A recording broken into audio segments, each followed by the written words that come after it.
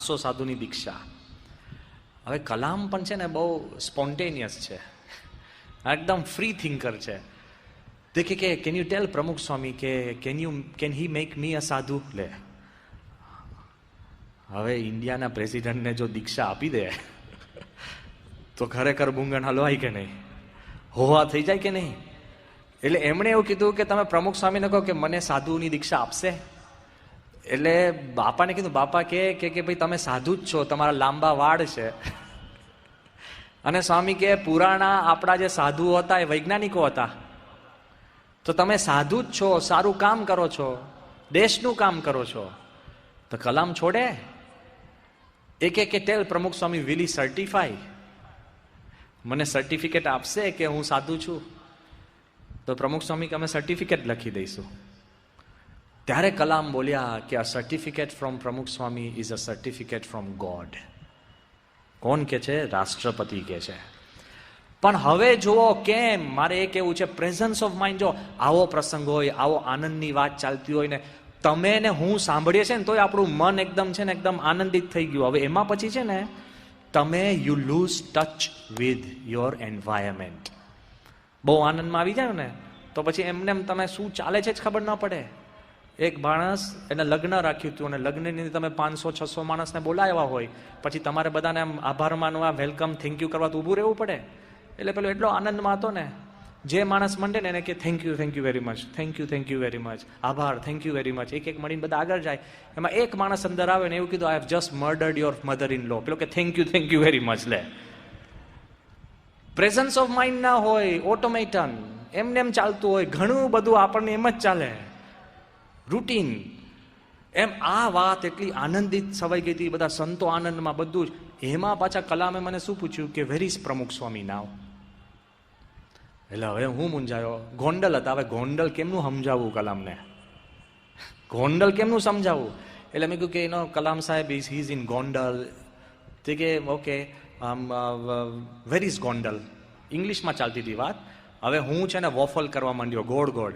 મેં કહ્યું Gondal is a very pious place અને it is like Dwarka, it is like Kashi, it is like Allahabad, it is like Kedar, Badrinath, very pious pilgrimage place.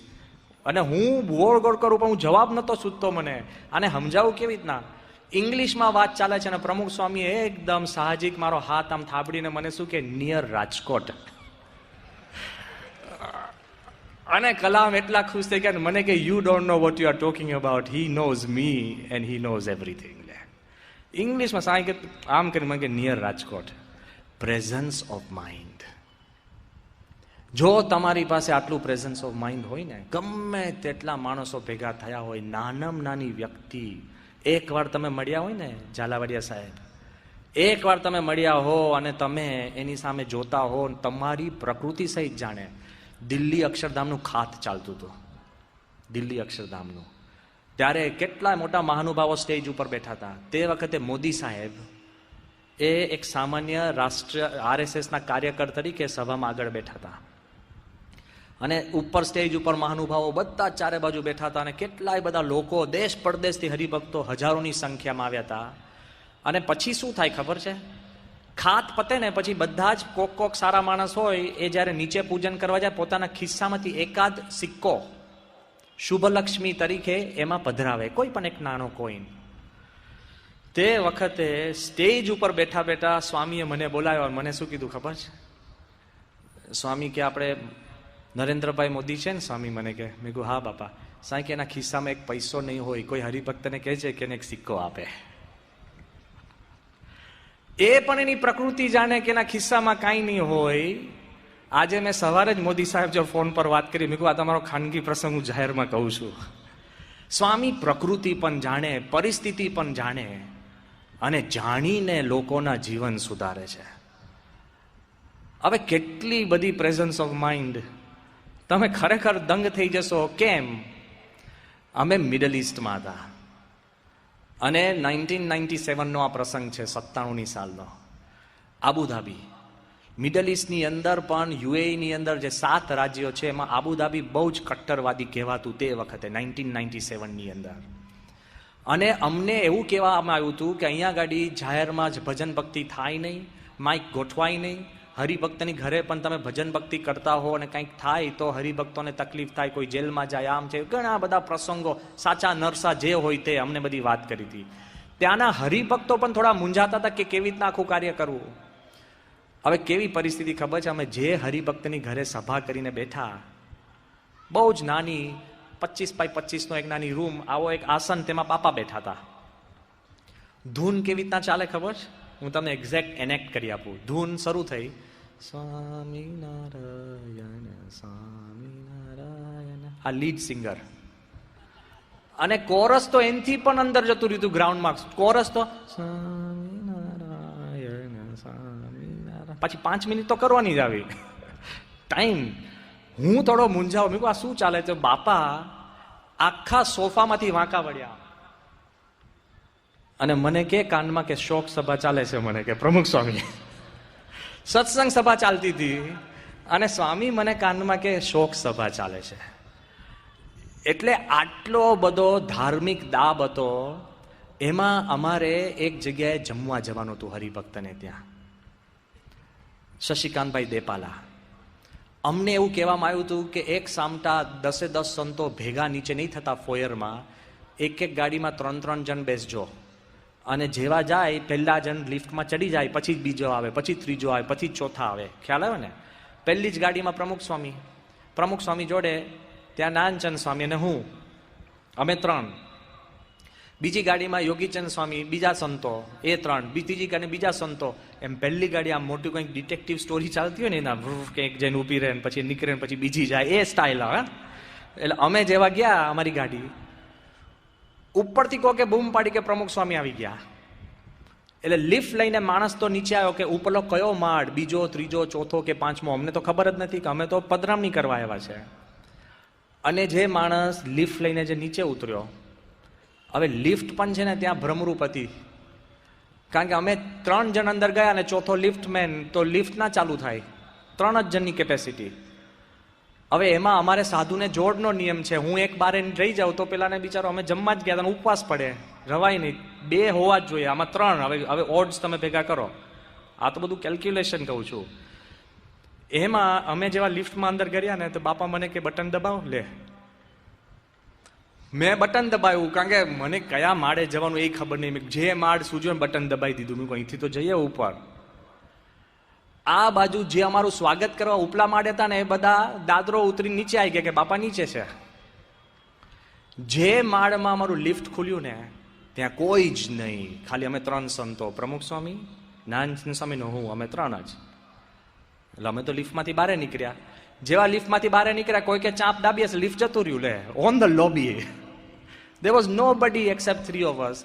યોગીચંદ સ્વામી લોકોને પણ આવું જ થયું, એ લોકો કંઈક ઉપલા માળે ગયા.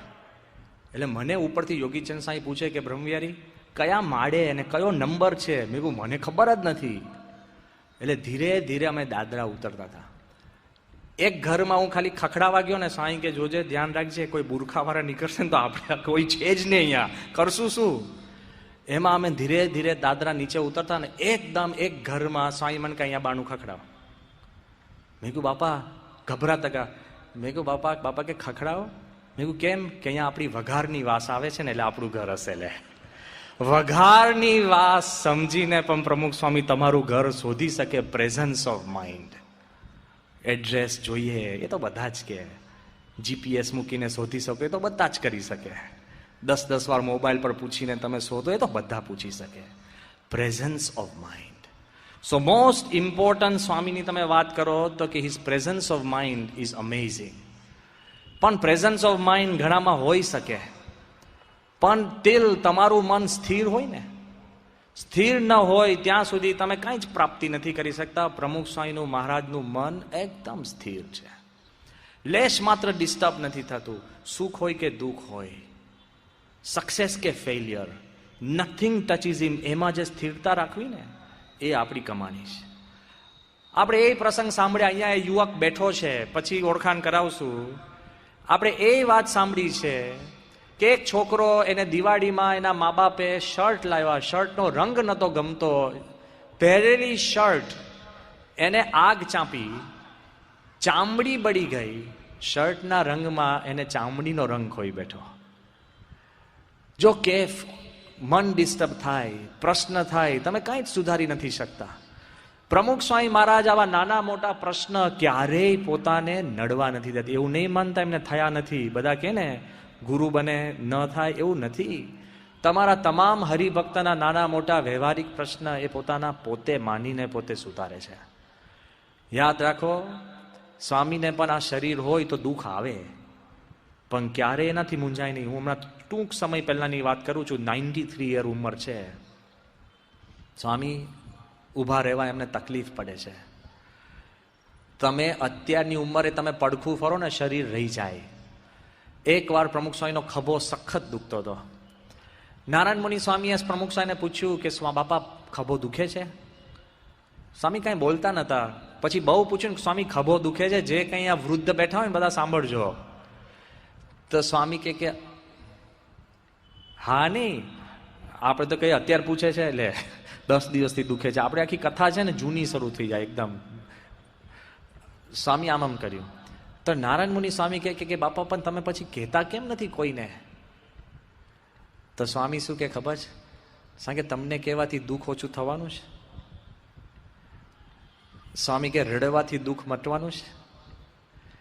ભગવાનની ઈચ્છાથી સ્વામી કે જે દુઃખ આવે એ ભગવાનની પ્રસાદી માનીને સ્વીકારે ને સ્વામી કે એમાં જ સુખ છે. લે આટલા ખભાની હું વાત નથી કરતો. તમે ડોક્ટર તેજસ પટેલને પૂછી જોજો. અહીંયા રજનીભાઈ પણ બેઠા હોય તો એમને પૂછી જોજો. The heart surgeon, apex heart hospital. જ્યારે પ્રમુખ સ્વામીને 93 યરની ઉંમરે જ્યારે સ્વામીને પેસમેકર મૂકવાનું હતું, ત્યારે સામાન્ય રીતે જનરલ એનેસ્થિસિયામાં મૂકે. સ્વામી કે લોકલ કરજો. લે પ્રમુખ સ્વામી અને લોકલ એનેસ્થિસિયાની અંદર. અને તેજસભાઈએ મને કીધું કદાચ દુનિયાના પ્રથમ પેશન્ટ હશે. સીધા ઓપરેશન થિયેટરમાં આવ્યા, ચેકો મૂકી, નળીમાં કાણા નાખી, વાયર અંદર નાખી, સીલ કરીને ટાંકા મારી, અને હજુ તો ડોક્ટર્સ એમના ગ્લવ્સ કાઢે છે ને એ પહેલા સ્વામી તમામ ડોક્ટરોને ઓપરેટિંગ થિયેટરની અંદર માળા આપવા લાગ્યા. સાહેબ કે તમે સાહેબ માળા ફેર. આપણે તો એમને પડ્યા રે એમને. આમ ઘણી વાર મેં જોયું છે, કારણ કે એક્સિડન્ટ પાછા પૂછે પગ છે મારા, પછી છે પગ, ઉભો થઈને ચાલવા મને યાર. એમને એમ પૂછીએ, નાનામાં નાનું કાંઈ દુઃખ ના હોય ને આપણે કેટલું બધું કહીએ. ખાલી તમે ઉજાગરો કર્યો હોય ને, ઉજાગરો 2 વાગ્યા હોય ને, તોય આપણે ઘણી વાર રાહ જોવે. કોઈક આપણને જુએ ને તો ઉજાગરાનું ફળ રહે. કોઈને ખબર ના પડે તમે ઉજાગરો કર, શું કામનું? અને કોઈને પૂછે કેટલા વાગે ઊંઘી ગયા હતા, હવે 2 વાગે ખેંચી હોય તો કે આશેક 3 વાગ્યા હતા. લે એમાંય આપણે ક્રેડિટ લેવા જઈએ છીએ. ભીખ ભીખ ભીખ. સ્વામી કાંઈ જ નહીં. સીધા તેજસે કીધું કે આખી દુનિયાના પ્રથમ પેશન્ટ હશે. વૃદ્ધ નહીં, પ્રથમ પેશન્ટ. પેસમેકર મૂકીને તરત જ ગાડીમાં બેસીને એ પાછા મંદિરે પહોંચી ગયા પ્રમુખ સ્વામી મહારાજ. વારંવાર તેજસ પૂછે, હું હાજર હતો, કે સ્વામી કાંઈક દુખતું તો હશે, દુખતું તો હશે. એ કે મોઢું પણ તમે મચકોડ્યું નથી. તેજસ કે સ્વામી જુવાનને પણ દુખે. સ્વામી કે સાહેબ કાંઈ ખરેખર કાંઈ દુખતું નથી. લે એક હરફ ન ઉચ્ચારે. હવે તમારે કોઈને કાંઈક બીમારી કે દુઃખ આવે ને ભાઈ સાહેબ રડતા નહીં. જેટલા આંસુ તમે રડવામાં કાઢો છો ને એટલું હસવામાં કાઢશો ને તો બીમારી ઝટ જતી રહેશે. It doesn't work like that. પ્રમુખ સ્વામી મહારાજ આપણને શીખવાડે છે કે સુખ દુઃખ દેહનું હોય કે મનનું હોય એમાં સ્થિર રહેવું પડે. સ્થિર એટલે લંડનનું મંદિર અત્યારે બધા કહે છે કે આપણું 2 નમૂન મંદિર છે ગિનિસ બુકમાં. હમણાં જ ઓલિમ્પિક કમિટી જ્યારે ઓલિમ્પિક સિમ્બલ માટે ફરતી હતી ત્યારે ઇંગ્લેન્ડના 10-15 નામાંકિત સ્થાનોમાં લંડનનું મંદિર એ લોકોએ સિલેક્ટ કરીને ઓલિમ્પિક ચંદ્રકની અંદર સુવેનિયર તરીકે લંડનનું મંદિર એ તમામ લોકોને આપ્યું છે. આ લંડનનું મંદિર કદાચ આપણા સ્વામિનારાયણ સંપ્રદાય માટે એવું લાગે કે મોસ્ટ સક્સેસફુલ, એમ માનવા જેવું નથી.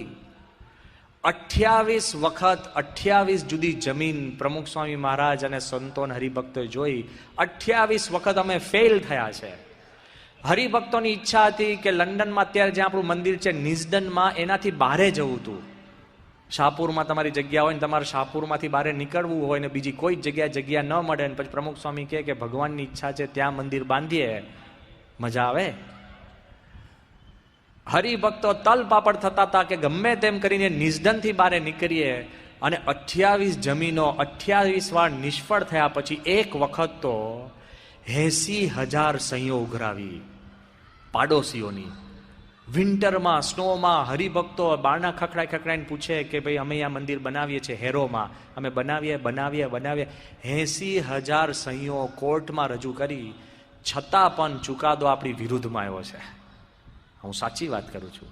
કલાકો ધૂન ચાલતી હોય અને જ્યારે આવો ચુકાદો આપણો વિરુદ્ધમાં આવ્યો ત્યારે બધા હરિભક્તો નિરાશ.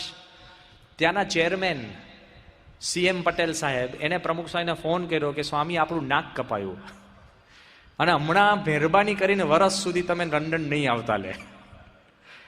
ચેરમેન પ્રમુખ સ્વામીને કહે સ્વામી એટલા બધા હસ્યા. સ્વામી કીધું CM હું આવતા અઠવાડિયે લંડન આવું છું લે.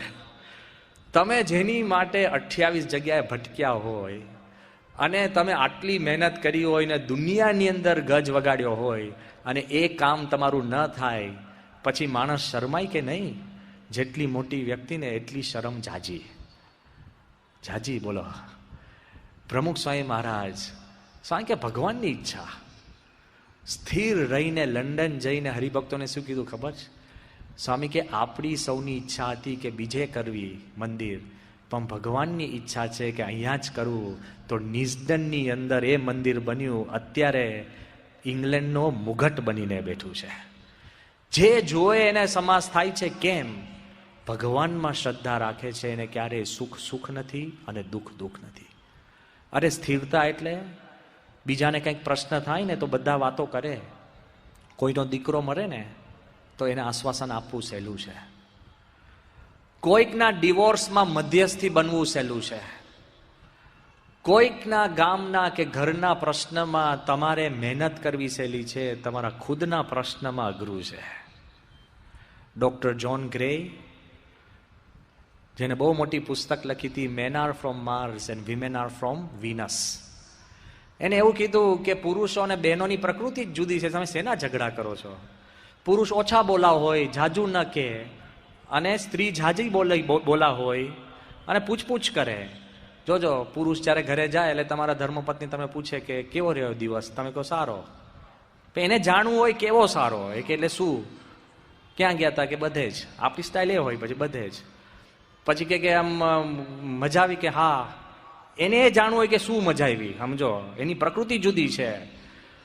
અને તમે ઓછા બોલાવો પછી કે કોણ કોણ હતું કે 2-3 જણ, નામ ના દે, એને નામ જાણવા હોય. જો મૂળ પ્રકૃતિ જુદી છે. આ માણસ એના પુસ્તકમાં લખે છે men are from Mars and women are from Venus. બાઈઓ જાજુ પૂછવું એનો સ્વભાવ છે, ડિટેલ જાણવી એનો સ્વભાવ છે. હવે જ્યારે તમારા પત્ની તમને જાજુ પૂછે ને ડિટેલ જાણે ને તો તમને લાગે કે મારા પર શંકા કરે છે. અને પુરુષ ઓછા બોલો હોય ને એમને વાત ઉડાડે ને એટલે પત્નીને થાય, સસ્પિશન જાય કે આ સંતાડે છે. લે, સંતાડ અને શંકામાં તમારું જીવન લોથા ખાય છે. આ કે છે કે ભાઈ સમજી લો ને, એને પૂછવાનો સ્વભાવ છે. અને બહેનો સમજી લે કે એને જવાબ નહીં આપવાનો સ્વભાવ છે. પતી ગયું ને સમાધાન. આ પુસ્તકથી કેટલાયના ઘર ભેગા થયા, કેટલાય ડિવોર્સ અટકતા બચ્યા. આ doctor John grey became famous for marital counselling. અને ભગવાનનું કરવું એવું કે એને પોતે જ ડિવોર્સ લીધો. સમજાય છે? બીજાના પ્રશ્ન હલ કરવા સહેલા છે, તમારા ખુદના અઘરા છે. બધા જ કહી શકે કે આતંકવાદી એટેક થાય એટલે શાંતિ રાખવી, તમારા ખુદ ઉપર થાય ને એટલે ભડકો થાય. પ્રમુખ સ્વામી મહારાજ એક પુરુષ અમે જોયા કે ગાંધીનગર અક્ષરધામ ઉપર જ્યારે આતંકવાદી એટેક થયો, આટલા નિર્દોષ માણસ મરી ગયા, સંત પણ એમાં મરી ગયા. આટલી બધી પરિસ્થિતિ ગંભીર હતી, પણ એક પણ શબ્દ એને ઉગ્ર ઉચ્ચાર્યો નથી. જ્યારે સભા હતી એમાં કોઈ પ્રવચન નહોતા, ખાલી પ્રાર્થના. અને એના પછી પણ તમને આશ્ચર્ય થશે, સ્વામી જ્યારે પુષ્પ પધરાવા બધે ગયા, બધી જ જગ્યાએ પુષ્પ પધરાયા, ત્યારે સ્વામીએ પૂછ્યું કે આ મરી ક્યાં ગયા આતંકવાદી? હું ભેગો જ બાજુમાં હતો અને મારા પગ થંભી ગયા. સ્વામીએ ત્યાં જઈને પુષ્પ પધરાવ્યા અને સ્વામીએ શું કીધું ખબર છે? કે ભગવાન કોઈ નહીં, આવો કોઈના ઉપર ક્યારેય વિચાર ન આપે એ પ્રાર્થના કરીએ. યાદ રહે, એ સ્વામીની શાંતિના કારણે પણ ગુજરાતમાં ઘણી બધી શાંતિ રહી છે. કેટલા એવા કેનારા હતા. વેરથી વેર શમતું નથી એ વાત સાચી જ છે, સ્વામીએ કરી બતાડી. અમને પણ સ્વામીએ કહ્યું હતું કે માથે બરફની પાટ રાખજો, ઉશ્કેરાટ વગર ભગવાનનું નામ યાદ રાખીને તમે આગળ વધજો તો શાંતિ રહે. આખી દુનિયામાં આ અક્ષરધામ રિસ્પોન્સ તરીકે વાત પ્રખ્યાત થઈ ગઈ છે. કોઈ પણ ધાર્મિક સ્થાન ઉપર આવું એટેક થાય અને એ મૂળ ધર્મ જ શાંતિ રાખે તો આતંકવાદી ક્યારેય એને પોતાનો ઈરાદો પૂરો કરી શકતા નથી. કેવું જુદી વાત છે અને સમજવી જુદી વાત છે. આ દ્વિધા મારા મનમાં હતી. પ્રમુખ સ્વામી રાતના લગભગ 10:30 વાગે, આ સાંભળજો, ખાટલામાં સુવા આવ્યા. સ્વામી આવીને ખાટલામાં બેઠા. હું દૂર, વિશ્વવિહારી સ્વામી બીજા સંતો અમે માળા લઈને બેઠા હતા. આતંકવાદના અવસર પછીની જ વાત છે, રાતનો સમય. પ્રમુખ સ્વામીના સેવક હતા કૃષ્ણ વલ્લભ સ્વામી, એ ખાટલા પર સ્વામીને બેસાડ્યા. પછી હું માળા ફેરવતો હતો ને, તો સ્વામી મને કે એ જ કરવા જેવું છે. એટલે મારાથી ન રહેવાયું. મેં કીધું કે બાપા, મેં કહું આપણો શો વાંક હતો? આપણે કોનું કાંઈ બગાડ્યું છે કે છેક સાઉદીમાં પ્લાન થાય, ઇસ્લામાબાદમાં ટ્રેનિંગ લે અને આતંકવાદી શોધતા શોધતા આપણને આવે. મેં કહ્યું ઈદના દિવસે પણ આપણે મુસલમાનો જમાડ્યા છે. કોઈ આપણામાં વેરઝેર નથી, કોઈની સામે ઉગ્રતાથી બોલતા નથી, અક્ષરધામમાં એક નાનું પણ હથિયાર નથી.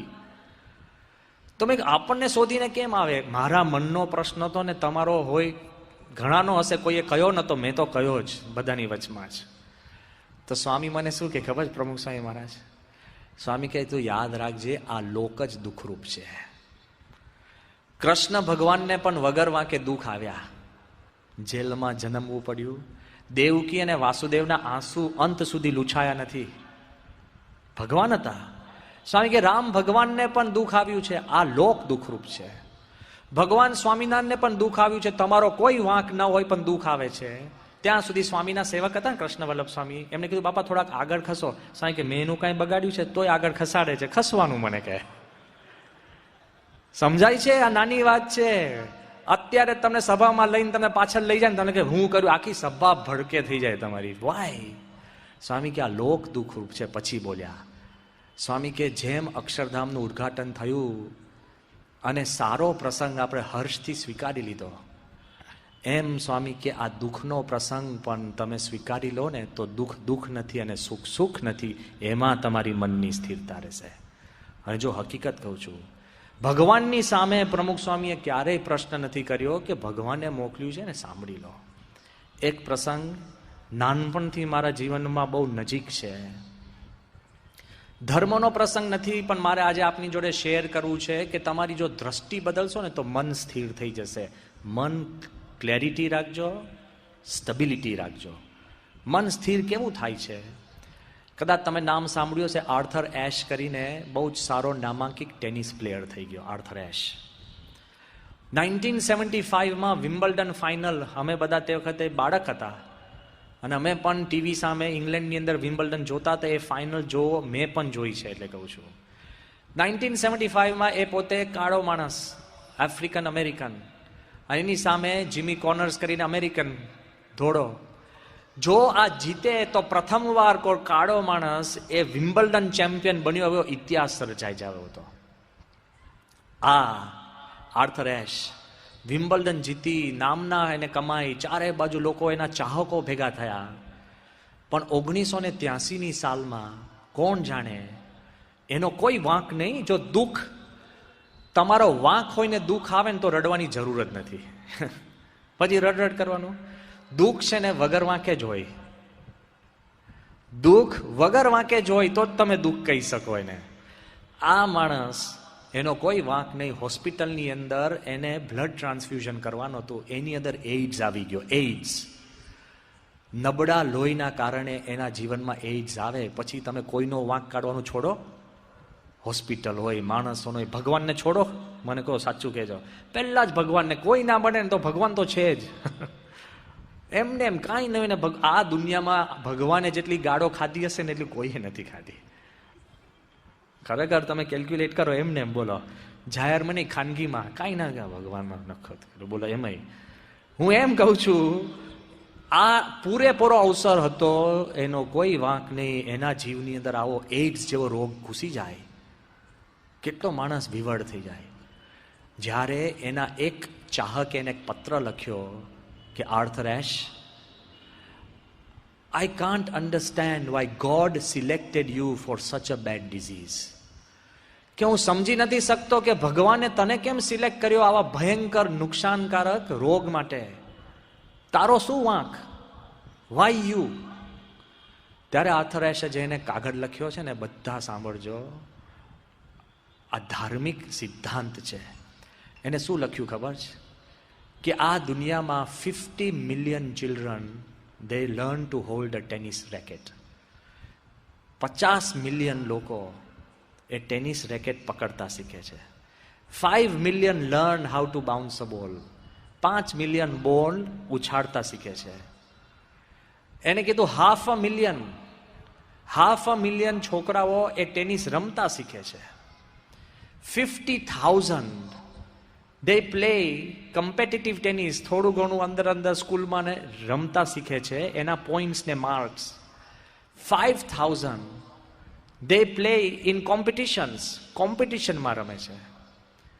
એ કે છે 500 they enter the professional circuit, ટેનિસની સર્કિટ મેઇન રમતોમાં રમે છે. એમાં 50 they enter વિમ્બલ્ડન. 50 જ વિમ્બલ્ડન, 50 મિલિયનમાંથી 50 વિમ્બલ્ડનમાં પહોંચે છે. એમાંથી 4 સેમીફાઇનલ, 2 ફાઇનલમાં. એમાં જ્યારે હું વિમ્બલ્ડનનો cup, when I was holding the cup of Wimbledon, I never asked God why me. So why should I ask God now why me?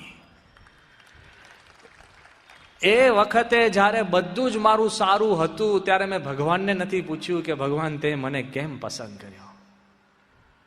તમે ક્યારે ભગવાનને પૂછ્યું કે તમે કેમ આટલા સુખી છો કે તમે સેટેલાઇટ, મણિનગર એવા વિસ્તારમાં રહી શકો છો? You never asked. કેમ તમને ભગવાને બીજા કરતા જાજી બુદ્ધિ આપી છે? કેમ તમને ભગવાને બીજા જે રોડ ઉપર રસ્તે રખડતા લોકોને જે તકલીફ છે એના કરતા ઓછું દુઃખ આપ્યું છે? એ નથી પૂછતા. પણ ખાલી એક પ્રશ્ન થાય અને સીધા ભગવાનની ફેંટ પકડી આપણે, સીધા. પ્રમુખ સ્વામીએ આપણને શીખવાડ્યું છે કે સ્થિરતા ક્યારે આવશે? કે જ્યારે આપણે સુખ સ્વીકારી લઈએ છીએ એવા જ ભાવથી તમે દુઃખ પણ સ્વીકારો તો સુખ સુખ નથી અને દુઃખ દુઃખ નથી. કેટલી મનની સ્થિરતા. અને થર્ડ થિંગ, ખાલી સ્વામીને તમે ઓબ્ઝર્વ કરશો ને, ઓબ્ઝર્વ, તો જેમ ક્લેરિટી ઓફ માઇન્ડ, જેમ સ્ટેબિલિટી ઓફ માઇન્ડ, એમ ત્રીજી વાત છે ઓલવેઝ પોઝિટિવિટી. અખંડ પોઝિટિવ. ક્યારેય સ્વામી તમે જોજો, એ ક્યારેય એ પોતાના મનથી ક્યારેય એ નેગેટિવ વાત નથી કરતા. હું તમને એમ વાત કરું કે પોઝિટિવિટી કેટલી બધી કે કોઈ એમની સામે ખોટું કરે, ખરાબ કરે ને તો એમાં પોઝિટિવ જોવે. અમારે એક ઉત્સવની અંદર 85ની સાલમાં અડધો ગેટ બળી ગયો, અડધો ઉભેલો. તમામ સંતોએ ભેગા થઈને નિર્ણય લીધો કે આમાં કોઈને ખબર ન પડે એટલે અડધો કાઢી નાખવાનો. સમજી ગયા ને? ગેટ હતો જ નહીં ને, કેટલું સહેલું છે. પ્રમુખ સ્વામી આવ્યા અને આખો ગેટ બંગાળી કારીગરોએ કર્યો હતો, મહિનો લાગે. અમારાથી ક્યાંથી થઈ શકે? સ્વામીએ જોયું, સ્વામી કે અડધો ઊભો છે ને. અમે કીધું હા. સ્વામી કે બીજો અડધો બનાવી દો. કોણ બનાવે? સ્વામી કે જોઈને સંતો બનાવે. મારે તમને એટલું કહેવું છે કે 85ની સાલ પછી અમારે બંગાળી કારીગરો ગેટો માટે લાવવા નથી પડ્યા, સંતો શીખી ગયા.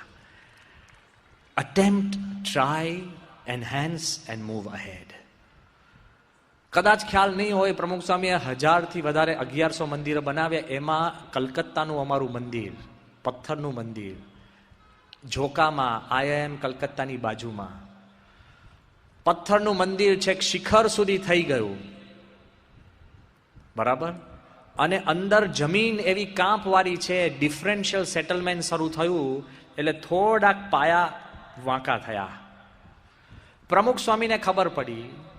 નિષ્ણાતોએ અમને કહ્યું કે આમાં કોઈ વાંધો નહીં આવે, પથ્થરનું મંદિર છે, ગોઠવી દો. કદાચ કંઈક થાય તો 100 વર્ષ પછી કંઈક ક્રેક પડે, 100 વર્ષ પછી, અને એમાં કંઈક નાના મોટા પથ્થર કદાચ ખરે થાય તો વાંધો નહીં આવે. સ્વામીને આ વાત ખબર પડી ત્યારે બાપા શું બોલ્યા ખબર છે?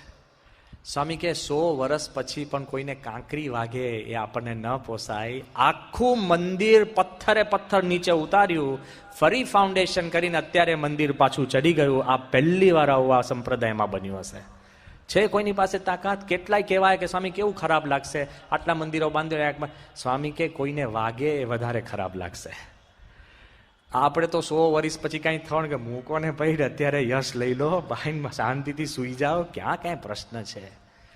પ્રમુખ સ્વામી મહારાજ તમારી ને મારી જવાબદારી લે ને, એ આજ પૂરતી નહીં, જીવનના અંત સુધી અને જીવન પછી પણ એ જવાબદારી લે છે. પોઝિટિવિટી. અને કેટલી પોઝિટિવિટી! ગમે તેવો માણસ હોય. એકવાર અમે ગોંડલમાં હતા અને એક અંગ્રેજીમાં એક છોકરાએ કાગળ લખ્યો હતો. જરાય સત્સંગી જેવો નહોતો, બહારનો હશે, કંઈક મંદિરમાં ગયો હશે અને કંઈક એને એનો અનુભવ થયો હશે કે મંદિરમાં ગયો હશે કે ખાવામાં પીવામાં કંઈક પ્રશ્ન થયો હશે, જે હોય, આઈ ડોન્ટ ઇવન નો એનો પ્રશ્ન. પણ એ કાગળની અંદર દર ત્રીજા શબ્દે ગાઢ હતી. પ્રમુખ સ્વામી ઉપર એક કાગળ લખ્યો હતો, દર ત્રીજા કે ચોથા શબ્દે એક ભયંકર અંગ્રેજીમાં ગાઢ ગાઢ ગાઢ ગાઢ. અંગ્રેજીમાં કાગળ. બાપા તો અંગ્રેજી વાંચી ના શકે. મને બોલાય, મને કે લેને આ કાગળ છે. મેં કાગળ વાંચ્યો. મેં કહું બાપ રે બાપ. સ્વામી કે પછી ભાષાંતર કરજે. મેં કહું બાપા અત્યારે નહીં, એમ કે હું નીકળી ગયો. જઈને આત્મ સ્વરૂપ સ્વામીને મળ્યો. મેં કહું સ્વામી આવો કાગળ છે, બાપા આગળ ભાષાંતર કરે? એ કે કરાય જ નહીં, આવો શું કરવાનું, આની ક્યાં ભાષાંતર, કઈ ડિક્શનરીમાં ગાળો હશે પાછી, આમાં શું ભાષાંતર કરવા જવાનું, શક્ય જ નહોતું. એટલે મેં અવોઇડ કર્યો. તો સાંજે 5 વાગે સ્વામી મને બોલાવે. સ્વામી કે પેલો કાગળ આવ્યો? મેં કહું સ્વામી હવે કાગળમાં કંઈ દમ નથી. સ્વામી કે લખ્યો તો છે ને એને. મેં કહ્યું બાપા અંગ્રેજીમાં છે. સ્વામી કે એટલે જ તને આપ્યો છે.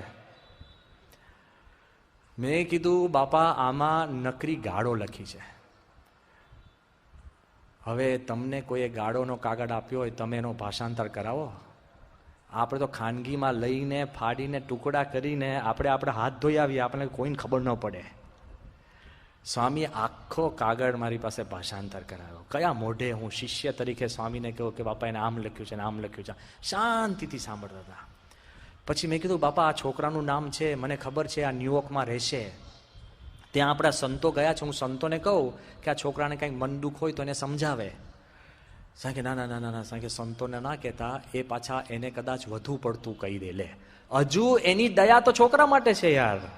મારો તો પિત્તો ગતર્યો હતો આમ અહીંથી, હી વોઝ જસ્ટ બાઉન્સિંગ આઈ. સ્વામી કે ના ના સાંઈ કે બિચારાને કોઈક કંઈક વધારે કહેશે. મેં કીધું સ્વામી કરવાનું શું? સ્વામી કે જો તુંય માળા લે, હુંય માળા લઉં. સ્વામી કે આપણે માળા ફેરવીએ કે ભલે એને મારામાં હેત ન હોય પણ એને ભગવાન સ્વામિનારાયણમાં હેત થાય, આપણે માળા કરીએ છોકરા માટે. આ પ્રમુખ સ્વામી મહારાજ આ દુનિયામાં લોકોને એનામાં હેત કરવા નથી ફરતા, એના મનમાં એક જ છે કે ભગવાન સ્વામિનારાયણના હેત થાય. નીકર આપણે તો એના જન્મોત્તરીમાં ઉતરીએ કે આ કોણ છે, કોકાની પાછળ છે, આ ષડયંત્ર, સીધું ષડયંત્ર કંઈ પણ હોય ને એક ફેશન છે એમને એમ. ભાઈ આપણે એટલા મોટા નથી કે કોઈ આપણા સામે ષડયંત્ર કરે.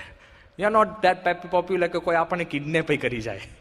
એટલું પાછું આપણી પાસે કાંઈ છે નહીં, તો શેની માટે તમે આટલી ચિંતા કરો છો ને આપણે પેલું કરીએ છીએ. પણ જો યાદ રાખજો આ બધું જ હોય, તમે પોઝિટિવ રહેશો ને તોય આ દુનિયામાં અઘરું પડવાનું છે. આ 5-10 મિનિટમાં હું કન્ક્લુડ કરું છું. તમે ગમે તેટલું, અમદાવાદ મંદિરમાં હું નીચે આરતી પછી દર્શન કરતો હતો, ત્યાં આપણા એક હરિભક્ત મણિભાઈ નીચે, બહુ પવિત્ર આખું કુટુંબ સત્સંગી છે. આ તો હું દ્રષ્ટાંત દઉં છું કારણ કે કુટુંબ આપણું સત્સંગી છે. એ આરતી કરીને સાંજના 7 વાગે નીચે ઉતરતા હતા અને ચંપલ પહેરતા હતા. મેં કહ્યું મણિભાઈ ક્યાં ઉપડ્યા? મને કે જંગે ચડવા. મેં કહ્યું જંગે એટલે યુદ્ધ? મેં કહ્યું કે ઘરે નથી જતા? કે એ જ કહું છું જંગે ચડવા. લે મેં કહ્યું પણ જંગે ચડવા એટલે એવું તો ના હોય. કે તમને શું ખબર હોય સ્વામી? મેં કહ્યું થશે શું? એ કે જો સવારનો 8 વાગ્યાનો ઘરેથી હું નીકળ્યો છું, એની ઉંમર 70-72 વર્ષની. સવારનો 8 વાગ્યાથી હું ઘરે નીકળ્યો છું, ગામના વૈતરા કરીને ફરીને હું જ્યારે હવે ઘરે પાછો જઈશ, થાકીને લોતપોત થઈને, મારા ઘરના બૈરા તૈયાર થઈને બેઠા હશે અને હું જેવો ઘરે પહોંચીશ એટલે મને કહેશે ચાલો બારે ફરવા. હું એને કહીશ કે હું બારે ફરીને જ આવ્યો, મારે ઘરમાં રહેવું છે. અને એ મને એમ કહેશે કે હું ઘરમાં ગોંધાઈને રહી છું, મારે બારે જવું છે. સમજાય છે ને? Difference of opinion, difference of perception. એટલે મેં કહ્યું પણ જંગ ક્યાં થશે તમારે ઝઘડો? એક એ હઠ લઈને મનશે કે બારે હાલો, અને હું હઠ લઈને મંડીશ. જો એને બધું જ ખબર છે, તમારા ઘરના ઝઘડા છે ને રિહર્સ્ડ હોય છે.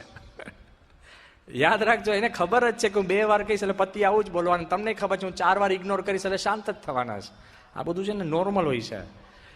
તો એ કહે છે કે હું હઠે ચડીશ, માર નથી જવું બારે. મેં કહું પછી? એ કે પછી છે ને બહુ ઝઘડા ઝઘડી થશે થોડીક 10-15 મિનિટ, પછી મારા દીકરાને કહીશ કે જેને તું બારે લઈ જા. તો મારો દીકરો મારો જ છે, મેન્યુફેક્ચર્ડ. એ કહેશે કે પેટ્રોલ નથી ગાડીમાં, લે. એમાં થોડો ઝઘડો થશે અને પછી ભૂખ્યા થઈશું, એટલે અડધો કલાકમાં અમે જમશું શાંતિથી નિરાતે, પછી અમે છૂટા પડશું. લે, મેં કીધું રોજનું? એ કે રોજનું. લે, એટલે મેં કીધું મણિબા એક કામ કરો ને. તે કે શું? મેં કહ્યું આજે તમે ઘરે જાઓ મંદિરે, તમે મને પૂછ્યું છે તો પોઝિટિવ, મેં જેમ કીધું ને, ક્લેરિટી, સ્ટેબિલિટી એન્ડ પોઝિટિવિટી. સ્વામી અખંડ પોઝિટિવ છે. મેં કહ્યું પ્રમુખ સ્વામીના જીવનમાંથી તમે શીખો. આજે તમારા વાઈફ તમને કહે કે ચાલો બારે ફરવા, તો તમે એને કહેજો ચાલો, બી પોઝિટિવ. તો એટલા ગભરાઈ ગયા ને, એ ના ના પછી મને લઈ જશે, હા મને પછી લઈ જશે. લે, મેં કહ્યું એમાં શું વાંધો છે? જો પુરુષને પ્રશ્ન શું હોય ખબર છે? એ કેમ હા ના પાડે? કે એને ખબર છે એકવાર હા પાડીશ ને તો રોજનું થશે. અને બહેનો પણ તમને કેમ એકવાર પૂછતા હશે કે એકવાર હા પાડો તો રોજનું કરે. આખી સિસ્ટમ્સ છે. તો આ બાજુ મણિભાઈ આ બધું મને સમજાયેલું છે, એટલે કે સ્વામી જો એકવાર હા પાડીશ ને પછી રોજનું થઈ જશે ને પછી મને તકલીફ થશે, મારે હા નથી. મેં કહ્યું ભાઈ સાહેબ, હું તમને વિનંતી કરું છું, એકવાર પોઝિટિવ થઈ અને ઘરે પહોંચો અને બોલે અને કે તો કે ચાલો બારે, હા પાડજો. બીજે દિવસ સવારે 7:30 વાગે હસતા હસતા આવ્યા આરતીમાં. મેં કહ્યું શું મણિભાઈ, શું? કે બહુ ચમત્કાર થયો. મેં કહ્યું કેમ? કે હું ઘરે ગયો થાકી પાકીને, ચંપલ કાઢ્યા, ઘરના અમારા માણસ તૈયાર થઈને બેઠા હતા, મને કે ચાલો બારે. તો મેં કીધું ચાલો. તો કે આજે નહીં. તમે ગમે તેટલું પોઝિટિવ થવા જશો તો પણ there will be a challenge. પણ એક વાત યાદ રાખજો, આ બધી જ ચેલેન્જ છે ને, બધી જ ચેલેન્જ કદાચ તમે મનથી તમે પહોંચવા પ્રયત્ન કરશો, પણ કદાચ કોઈ બુદ્ધિશાળી માણસ હોય ને, ચર્ચિલ હોય કે નેપોલિયન હોય, એ પણ એનું મન કદાચ ક્લેરિટી, સ્ટેબિલિટી અને પોઝિટિવિટી રાખી શકતા હશે, પણ એને અને પ્રમુખ સ્વામીના જીવનમાં આપ જમીનનો ફેર છે. કેમ? He has a mind with a heart. એકલું મન હશે, એકલું તર્કબદ્ધ તમે કરશો અને જો હૃદય નહીં હોય ને, તો એબ્સોલ્યુટલી કોલ્ડ લોજિક, હાર્ટલેસનેસ આવશે. ક્લેરિટી, સ્ટેબિલિટી અને પોઝિટિવિટી તો છે ને ગુનેગારમાંય હોય છે. ઇંગ્લેન્ડમાં એક ગુનેગાર રોબર્ટ એલર્ટન કરીને, એનો ઇન્ટરવ્યૂ લેવા માટે, આ બહુ જ રસપ્રદ વાત છે, એનો ઇન્ટરવ્યૂ લેવા માટે એક લેખક ટોની પાર્કર પહોંચે છે જેલમાં, અને પેલા ગુનેગારને પૂછે છે કે સાહેબ હું તમારે ઇન્ટ્રોડક્શન કેવી રીતના લખું? એવું ચાલશે કે હું તમને લખું કે આ ક્રિમિનલ? એ કે નો, રાઇટ પ્રોફેશનલ કરિયર ક્રિમિનલ. લે, પેલો કે પ્રોફેશનલ કરિયર ક્રિમિનલ એટલે? એ કે જો બે ભેદ હોય છે. જે ગુનેગારને મનમાં વસવસો રહેતો હોય કે મેં આ ખોટું કર્યું છે, એ ગુનેગાર કહેવાય, પણ એ કેરિયર ન કહેવાય.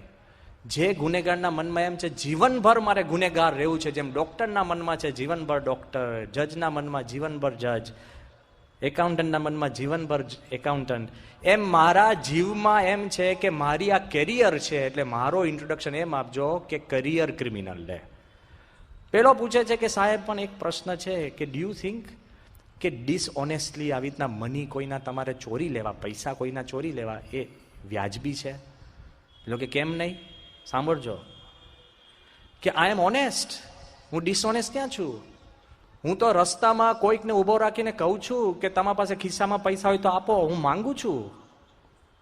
અને આ બધા દુકાનદાર એ જૂઠું બોલે છે, એ માલ સસ્તામાં લે અને વધારે મોંઘામાં વેચે છે. They are cheaters. એ કે આઈ એમ ઓનેસ્ટ. એ કે દુકાનદાર તો પેલાને ઘરે મોકલીને એના ઘરના પૈસા, બેંક એકાઉન્ટ સાફ કરે છે મોંઘી દાટ વસ્તુ કરીને. હું તો એટલું જ કહું છું ખિસ્સામાં જેટલા પૈસા હોય આપ, તારી પહોંચ પ્રમાણે આપ. I am honest and I am sincere. લે, પેલો કે હારો મારો એકદમ પાવરફુલ ક્રિમિનલ લાગે છે. એ કે પણ તને એવું લાગે છે કે કોક માણસ તને પૈસા ન આપે તો તું એને મારે? એ કે પ્રોસિજર છે આ તો. તે કે પણ તને લાગે છે યોગ્ય કે કોક પૈસા ન જ આપે પણ તને એવો અવસર આવે તું મારી પણ નાખે? એ કે જો આઈ ગીવ હિમ અ ચોઇસ. તારા બધા પૈસા આપ, નીકળ તને મારી નાખીશ. ઇફ હી ચૂઝીસ ટુ ડાય તો હું એને મદદ કરું છું. લે, તર્ક, લોજિક, તર્ક ઉપર એકલા મનથી જો જાય છે. હજુ સાંભળજો, તે કે do you think it is correct two kill somebody for money? પૈસા માટે કોઈને ખૂન કરી શકાય? એ કે આપણા સૈનિકો શું કરે છે? એ જોજે ભાઈ, સૈનિકો તો દેશ માટે લડે છે. એ કે પગાર બંધ કરી દો પછી જુઓ કેટલા લડે છે. પગાર બંધ કરી દો પછી દેશ માટે કેટલા સૈનિક લગે છે. એ પગાર માટે લડે છે ને દે આર કિલિંગ.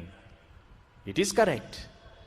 તો પેલો એમ કે છે કે બરાબર એ લડે છે, પણ તું આવી રીતના ચોરી કરે ને કોઈને મારે અને તું પકડાઈ જાય ને જેલમાં જવાનું થાય અને 20 વર્ષની તને જેલ થાય, તે વ્યાજબી છે? એ કે જોબ રિસ્ક.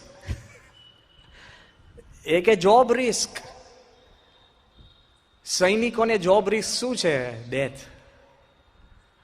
પાયલોટોને જોબ રિસ્ક શું છે? કે 30,000 ફૂટથી પડવાનું, ડેથ. ન્યુક્લિયર રિએક્ટર જોડે વૈજ્ઞાનિકો કામ કરે છે, એને જોબ રિસ્ક શું છે? રેડિયેશન. એ કે આ ભૂમિ ઉપર ડ્રાઈવરો જે ચલાવે છે એને જોબ રિસ્ક શું છે? એક્સિડન્ટ. મારે તો જોબ રિસ્ક એટલે જજ સાહેબ સાંભળજો, 20 વર્ષ શાંતિથી જેલમાં જીવવાનું ને આરામ કરવાનો, આવો જોબ રિસ્ક કોઈનો નહીં હોય. આ લેખક મુંજાઈ ગયો. He justified crime, he justified jail, he justified everything. જો બુદ્ધિના બળે કેવડ, he was clear, he was positive, પણ હાર્ટલેસ. જો તમારા પાસે હૃદય ના હોય ને, તો આવતીકાલે આપણે, આજે જ્યારે પ્રમુખ સ્વામીના મનમાંથી આપણે ક્લેરિટી, સ્ટેબિલિટી, પોઝિટિવિટી શીખ્યા ખાલી ઓબ્ઝર્વ કરીને, તો આવતીકાલે આપણી પાસે એક અવસર છે. પ્રમુખ સ્વામી જેનું હૃદય છે એ કેવું છે? લેટ્સ ટ્રાય એન્ડ અન્ડરસ્ટેન્ડ કે પ્રમુખ સ્વામીનું હૃદય કેવું છે. અને એ જો તમે સમજશો ને તો your own heart will open up. મને યાદ છે, આવતીકાલે હું પ્રસંગ ડિટેલમાં લઈશ. પહેલી વાર, અત્યાર સુધી જાહેરમાં કયો નથી, પ્રેસિડેન્ટ ક્લિન્ટન જ્યારે ઇન્ડિયા આવવાના હતા ભૂકંપ વખતે, ત્યારે પ્રેસિડેન્ટ નહોતા. અને તે વખતે નક્કી જ હતું કે પ્રમુખ સ્વામી, આપણે એમને આમંત્રણ આપીએ તો પણ પ્રમુખ સ્વામી તો મિડલ ઇસ્ટ જવાના હતા, રોવાના જ નહોતા. એ પ્રેસિડેન્ટ ક્લિન્ટનને અમે કોઈ કાગળ પણ અમારો પહોંચ્યો નથી. અહીંયા તે વખતે પીકે લેરી સાહેબને તમે પૂછજો, અમે કેશુભાઈને વાત કરી કે અમારે આવી રીતના આમંત્રણ આપવું છે, અહીંયા આગળ અડધો દિવસ અમદાવાદમાં છે તો અક્ષરધામ જોવા આવે. બધાએ અમને કહ્યું, કેશુભાઈ કીધું કે મારે ત્યાં આવવાના નથી, તો ત્યાં અક્ષરધામ ક્યાંથી આવે? આ વાત સ્પષ્ટ હતી. કોઈ કાળે વાત થાય એવી હતી નહીં, કાગળ પણ અમારો પહોંચે એવો નહોતો. પણ જ્યારે તાજ હોટેલમાં, જો આ હું તમને કહું છું, જો ભગવાને ધાર્યું ને, તાજ હોટેલમાં 1 અઠવાડિયા પહેલા એનો સિક્યુરિટી ઓફિસર્સ આવી ગયા, જોર્જ કોડિલ, FBI નો ચીફ. તાજ હોટેલમાં અમે મળવા ગયા અને અમે એમાંથી વાતચીત કરી કે આવી રીતના અક્ષરધામ છે, આમ છે, તેમ છે. હવે એના હાથમાં તો હોય નહીં. એને મને એટલો જ પ્રશ્ન પૂછ્યો કે તમે એવું કંઈ ગોઠવી શકો કે અક્ષરધામની અંદર તમામ ધર્મના ગુરુઓ આવે તો પ્રેસિડેન્ટ ક્લિન્ટન એની માટે ત્યાં આવે? એને મને એવું કીધું. એટલે મેં કીધું, સાહેબ, વી કેનોટ સ્ટેજ શો. ક્લિન્ટન આવે એની માટે અમે પ્રસંગ ઊભો ન કરી શકીએ. એ અમારું નેચર નથી. અમારો સંપ્રદાય હેઝ હાઈ ઇન્ટેગ્રિટી. જુદા જુદા અવસરે દુનિયાના સારા સારા ધાર્મિક નેતાઓ અક્ષરધામમાં આવ્યા છે, પણ ક્લિન્ટનને લાવવા માટે અમે કોઈ નાટક ન કરી શકાય. I told him point blank. એ કે Clinton is coming for earthquake. People will ask me કે why Clinton should go to a temple when he is coming for earthquake work. એટલે મેં જવાબ આપ્યો, મેં કહ્યું, સાહેબ, primarily Clinton is coming to please Indians all over the world. He is going to Calcutta, there is no earthquake there. He is going to Mumbai, there is no earthquake there. So don't tell me કે he is coming down just for the earthquake. એને જે કાંઈ સમાસ થયો હોય કે ના થયો હોય, થોડો ઘણો એને ભાવ ઉત્પન્ન થયો, એણે તે વખતે મેં સ્વામીને, પ્રમુખ સ્વામી બોમ્બે હતા, મેં કીધું કે બાપા આવી રીતના ક્લિન્ટનને અમે કદાચ આમંત્રણ આપીએ. સ્વામી કે આ બરાબર છે. સ્વામી કે હું આવવાનો નથી. શું કીધું બાપાએ મને? કે હું આવવાનો નથી, કારણ કે બીજે દિવસે સ્વામીને મિડલ ઇસ્ટ જવાનું હતું. મેં કહ્યું આ વાંધો નહીં. આ જ્યોર્જ કોડીલે, એને ખબર નહીં ભગવાને પ્રેરણા કરી હશે. ક્લિન્ટન એરફોર્સ 1ની અંદર અમેરિકાથી કલકત્તા સીધા જતા હતા, ત્યારે એરફોર્સ 1ની અંદર આણે મને એવું કીધું કે યંગ સ્વામી, કારણ કે એનું નામ ખબર નહોતું મારું, એ કે યંગ સ્વામી કે I can give you 1 minute with the president on the phone. ક્યાં? એરફોર્સ 1માં. You invite him and then if he wants to come he can come, otherwise no. હવે તમે વિચાર કરો, કોઈ પણ આવા મોટા માણસને તમારે મહિનાઓથી કાગળ પટ્ટી કરવી પડે. ના થાય. અમને લાગ્યું કે શક્ય. ડોક્ટર સ્વામીને પૂછ્યું, ડોક્ટર સ્વામી કે હવે ભગવાનને યાદ કરીને વાત તો કરો આપણે. અને પેલા શું કે આઈ give you 1 minute. I said fine. રાતના 8 વાગે અમદાવાદ મંદિરમાં પાછળ એનો મને છે ને 7:30 વાગે ફોન આવ્યો કે ઓકે, કે 1 મિનિટ, કે first I will put you to, સાંભળજો જાહેરમાં જ કહું છું કે I will put you to, એનો શેડ્યુલર છે જેનું નામ છે લીસા બાઈ, કે એની જોડે તમારે વાત કરવાની અને પછી એક ક્લિન્ટનને આપશે. મેં કહ્યું એ ભાઈ ઉભા રહો, અમે બાયો જોડે વાત નથી કરી શકતા. હવે એ મૂંઝાયો કે તમે ભાન પડે છે કે નહીં, તમે મને પહેલું કેવું જોઈએ, તો આ ગોઠવે જ નહીં. હવે હું મૂંઝાયો, કારણ કે એક શેડ્યુલરને તો ના કહી શકે. મેં કહ્યું તમે કોને કે ક્લિન્ટનને ડાયરેક્ટ વાત કરવી છે કોઈએ. જે કરવું હોય ભેગું થઈને એને ગોઠવ્યું. 1 મિનિટમાં એને પાછું મને શીખવાડ્યું કે ભલે he is no longer president, you have to address him as mister president first thing. તો મેં કહું આટલી બધી તમે ગાર્ડ કેમ કરો છો એને? એ કે we are guarding 8 years of secret information of America, we are not guarding a human being. ક્લિન્ટનનું અમે કેમ ગાર્ડિંગ કરીએ છીએ? કે 8 years of secret information of America, એટલે અમે આ બધું લપ કરીએ છીએ. એ કે યુ હેવ 1 મિનિટ. આ સાંભળો, એને કીધું કે if he asks a question, you answer that question first.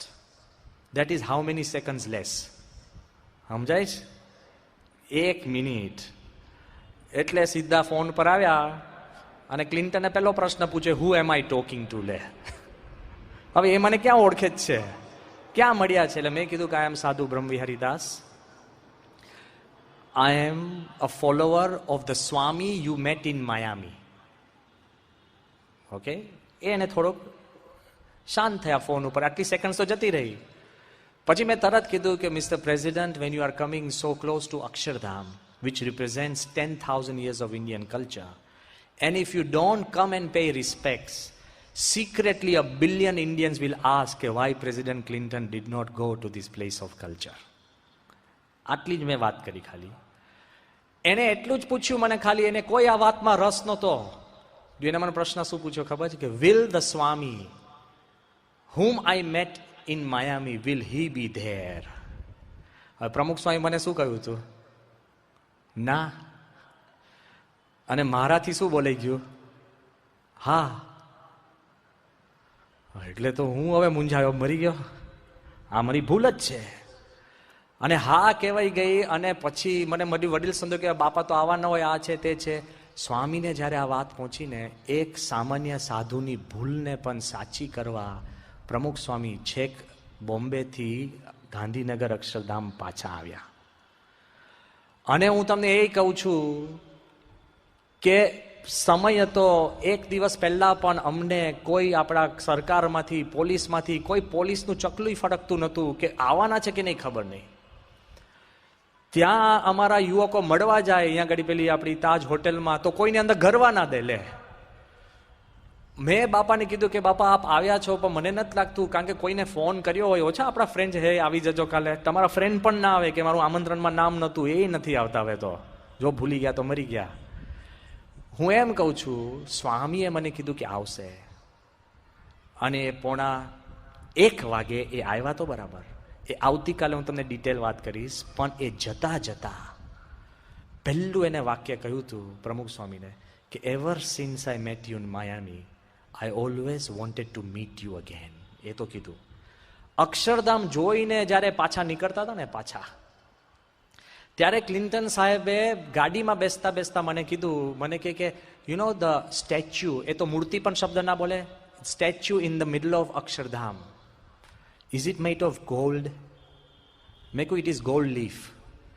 Okay, why don't you go and tell Pramukh Swami that his heart is made of gold? સોનાનું હૃદય છે પ્રમુખ સ્વામીનું, એ કેમ છે એ આવતીકાલે આપણે પારાયણના ત્રીજા દિવસે આપણે જોઈશું કે પ્રમુખ સ્વામીનું હૃદય સોનાનું કેમ છે. આવતીકાલના હોમવર્ક માટે મારે તમને એટલું જ આપવું છે કે પ્રમુખ સ્વામીનું હૃદય ખોલવું હોય ને તો તમારું હૃદય થોડું ખોલીને આવજો.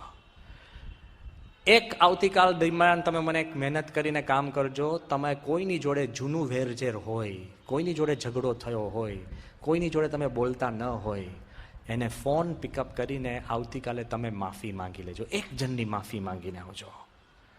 કદાચ કોઈને ગુસ્સે થઈને તમે વાત કરી હોય, just pick up a phone. સુનિલભાઈ, આઈ આસ્ક યુ, સુશીલ, કોઈને પણ just phone up and say કે મારાથી એક ભૂલ થઈ હતી, કે આપણે થોડુંક ઝઘડ્યા હતા, આપણે કંઈક તકલીફ થઈ છે, માફ કરજો, આપણે ભૂલી જાઓ. એક વસ્તુ તમે ભૂલીને આવજો તો આવતીકાલે તમે પ્રમુખ સ્વામીના હૃદયમાં પ્રવેશ કરી શકશો.